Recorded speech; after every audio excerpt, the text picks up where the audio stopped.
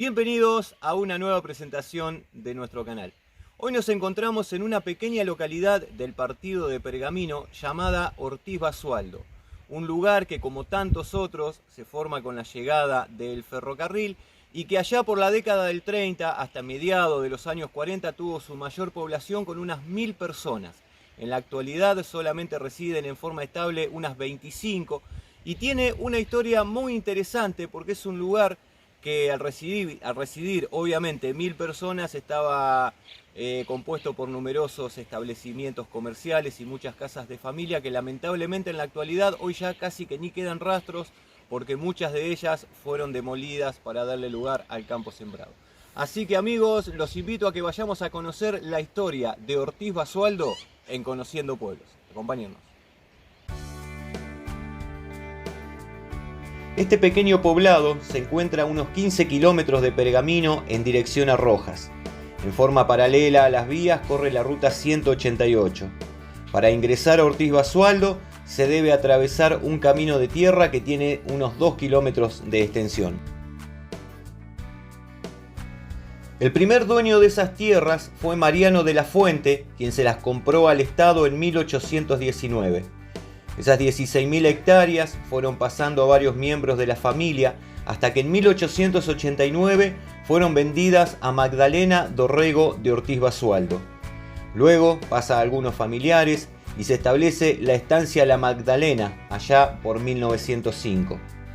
Sería Daniel Ortiz Basualdo quien donaría parte de sus terrenos para que el ferrocarril extendiera sus vías como parte del ramal Pergamino-Junín del ex Ferrocarril Central Argentino. La estación se inauguró en 1884 y el directorio de la empresa colocó el nombre de Ortiz Basualdo a dicha estación por el gesto de aquel de ceder los terrenos de su propiedad. En el predio ferroviario, además de la estación, estaba la casa de los auxiliares, galpones de acopio y detrás de estos había un inmenso corral para embarque de ganado a la altura de donde hoy se encuentran los modernos silos de acopio. Por sus vías corrían varias formaciones de carga y de pasajeros con destino a Rojas, Junín y Pergamino, más las paradas intermedias como Roberto Cano, Rafael Obligado y Agustín Roca. Como sucede en cada pueblo por donde pasaba el tren, en torno a la estación se fue formando un poblado y pronto Ortiz Basualdo comienza a crecer. En la actualidad viven allí cerca de 25 personas, 4 en el pueblo y las demás en las chacras cercanas, pero en su mejor momento llegó a tener cerca de 1000 habitantes. Se establecieron 2 almacenes de ramos generales y uno de ellos estaba en el terreno que estamos viendo. Era propiedad de Lorenzo Bottini, que al mismo tiempo oficiaba como delegado del pueblo. Era un inmenso local donde brindaba todo tipo de servicios, incluido la venta de combustibles, gracias a unos surtidores atendidos por los hermanos Crivelli de Pergamino. También tenía cancha de bochas y en el patio una variada cantidad de plantas frutales.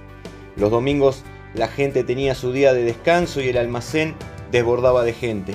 Se reunían a jugar a las bochas, otros armaban un partido de fútbol, algunos jugaban a las cartas y muchos compartían un vermut en las mesas y las sillas de chapa que Bottini colocaba en la vereda del almacén. El otro almacén se encontraba a poco más de 100 metros de diferencia y pertenecía a los hermanos Harper. Ocupaba terrenos que habían sido parte de la enorme estancia San Fermín. Allí también funcionaba la oficina de correos y aunque era algo más pequeño que el otro, se podían adquirir todo tipo de productos. Fue el primero de los 2 almacenes en cerrar. Uno de los hermanos Harper falleció y el otro no quiso continuar, así que se mudó a Pergamino. A la izquierda del almacén estaba el primer destacamento policial y a su lado la carnicería de la familia de Juan Sales Odi. Toda la familia trabajaba en el negocio ya que los varones hacían el reparto por las chacras vecinas y las mujeres despachaban al público. Pero la de Juan Sales Odi no era la única carnicería del pueblo, ya que en el otro extremo, junto a la estancia de los Raimundo, estaba la carnicería de López, cerca de la cancha de fútbol. Por el camino que va hacia Pinzón había varios establecimientos. En la esquina estaba el mencionado almacén de Bottini y continuando hacia la izquierda había una casa particular, una peluquería y a pocos metros se asentó el segundo destacamento policial luego de haber funcionado junto al almacén de Harper. Inicialmente fueron 2 policías, pero luego solo quedó el oficial Broglio, que si bien era oriundo de Azul, se aquerenció en el pueblo y cumplió funciones por 35 años hasta jubilarse. Pegado al destacamento estaba la herrería de Santoro, cuyo hermano proyectaba películas en Rancagua. Frente al almacén de Bottini estaba la cancha de fútbol y más allá la chacra de los Garay. Ortiz Basualdo nunca llegó a tener un club de fútbol. En la década del 30 funcionaba San Daniel, que más que un club era un conjunto de muchachos que trabajaban en la estancia San Daniel y que se reunían los fines de semana para jugar partidos amistosos contra equipos de otros parajes o clubes de Pergamino. Finalizada esa década, San Daniel se disolvió y el pueblo no volvió a contar con un equipo de fútbol más allá de algún rejuntado para determinada ocasión.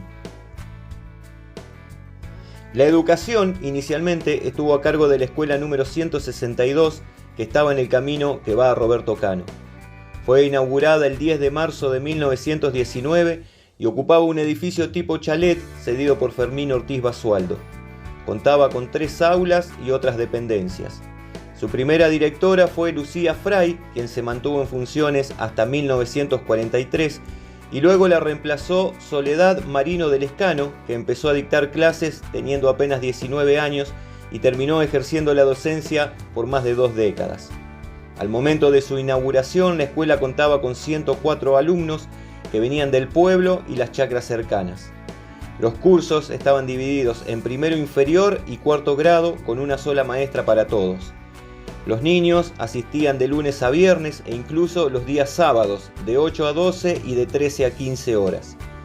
La escuela continuó funcionando en ese edificio hasta 1965, aunque en el año 51 sufrió graves destrozos a causa de un tornado. Cuando la estructura ya no brindaba seguridad para niños y maestros, la escuela se traslada provisoriamente a una sala de la estación ferroviaria. Allí funcionó desde 1965 hasta 1969. El edificio actual, que se encuentra en el camino de acceso al pueblo, se inauguró el 20 de junio de 1969 y pasó a denominarse Escuela número 57 Fermín Ortiz Basualdo, teniendo por entonces unos 20 alumnos. En el 2019 cumplió 100 años y tanto en esa ocasión como en todos los aniversarios anteriores se juntaba muchísima gente en las cenas y bailes que se realizaban. Al momento de su centenario, la escuela contaba con 4 alumnos. A la derecha de la escuela se encuentra el salón de fiestas. Allí también se dictaron clases en forma provisional durante algún tiempo mientras se terminaba la actual edificación. Era apenas un tinglado de chapa al que posteriormente le construyeron las paredes, embaldosaron el piso, levantaron un escenario, baños, parrillero y buffet. Fue el lugar elegido para las fiestas de aniversario de la escuela, pero también para casamientos, bailes a beneficio, carnavales y toda clase de eventos sociales. Para los aniversarios de la escuela se hacían vaquillonas con cuero. Nos cuenta Chita Broglio, una de las habitantes de Ortiz Basualdo, que en una oportunidad se asó una vaquillona de 300 kilos y 400 chorizos.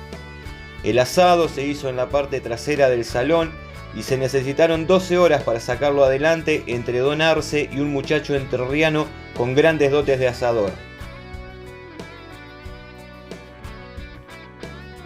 A la izquierda de la escuela se encuentra la capilla Santo Cristo.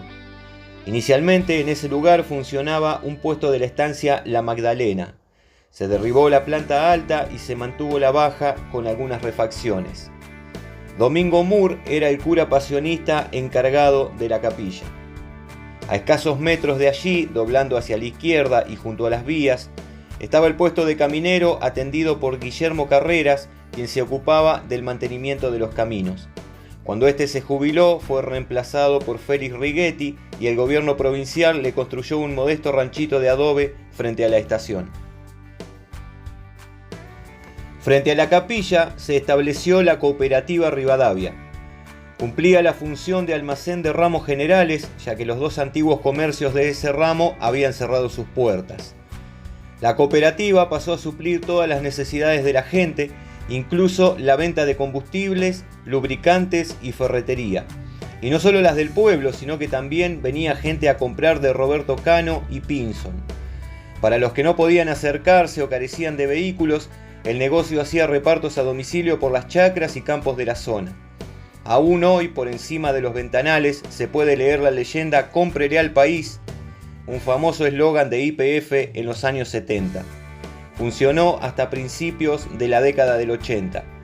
A su lado había una casita donde vivía la familia Fiori, que eran oriundos de Salto. Ellos se dedicaron posteriormente a la venta de combustible con surtidores mucho más modernos. Más tarde y durante poco tiempo se estableció una familia que instaló una colmena de abejas. En sus mejores tiempos, Ortiz Basualdo estaba repleto de chacras, todas de 20 o 30 hectáreas. Todas tenían varios empleados y en tiempos de cosecha venían en tren muchísimos trabajadores golondrinas.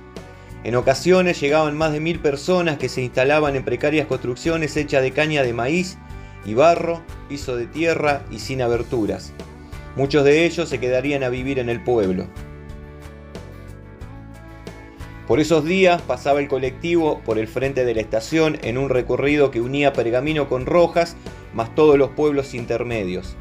Además tenían el tren todos los días desde las 7 de la mañana hasta las 10 de la noche.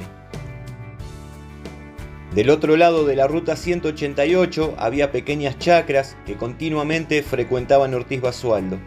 Entre tantos se puede nombrar a los Velardo, Miglioretti, Righetti, González y Paura. Hoy en esos lugares solamente quedan montes como recuerdo de aquellos tiempos. Y bien amigos, así pasaba nuestra visita por Ortiz Basualdo, donde quisimos recordar familias tradicionales de este pueblo, negocios emblemáticos que hoy lamentablemente ya no están. Esperamos que el video haya sido de tu agrado, que te haya gustado. Como siempre, te invitamos a suscribirte si te gusta el contenido de nuestro canal y nosotros nos estaremos viendo en una próxima entrega de Conociendo Pueblos. Hasta luego.